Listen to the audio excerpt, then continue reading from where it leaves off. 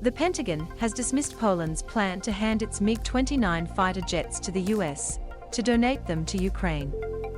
The Polish Foreign Minister, Zbigniew Rau, said his government was ready to deploy immediately and free of charge all their MiG-29 jets to the Ramstein air base and place them at the disposal of the government of the United States of America, amid intelligence agency warnings that Vladimir Putin is about to double down in his invasion.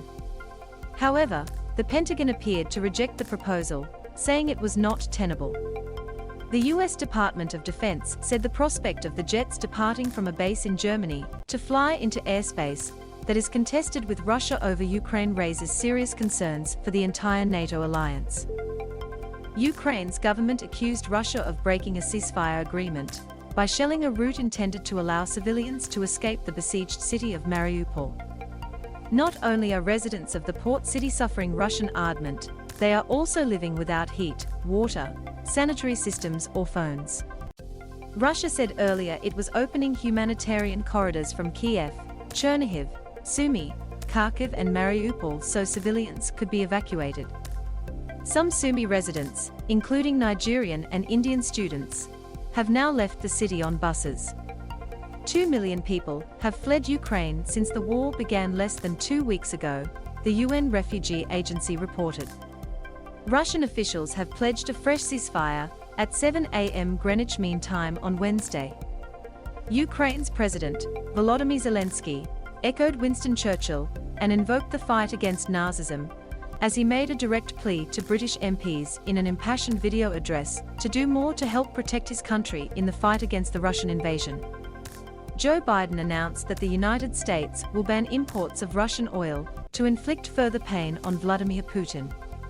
The European Union has not joined the ban, but the European Commission said it was possible to reduce the EU's use of fossil fuels by 2/3 this year. The British government promised to phase out Russian oil imports by the end of the year. McDonald's became the latest Western company to announce it was pausing its operations in Russia, after facing a backlash from social media users for not taking a stand on the war in Ukraine. Earlier on Tuesday, Ukraine's Foreign Minister, Dmytro Kuleba, issued an appeal to international corporations to stop doing business in Russia. Shell, Coca-Cola, Starbucks, PepsiCo Inc. and Estée Lauder are also among the companies that stopped doing business in Russia. The World Health Organization said attacks on Ukrainian hospitals, ambulances, and other healthcare facilities had increased rapidly in recent days and vital medical supplies were running low.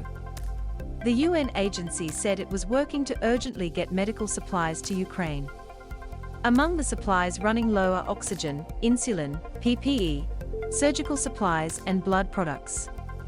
The European Commission has prepared a new sanctions package against Russia and Belarus that will hit additional Russian oligarchs and politicians, as well as 3 Belarusian banks, reported. Sources told the news agency that the sanctions would ban 3 Belarusian banks from the SWIFT banking system and add more Russian oligarchs and politicians to the EU blacklist.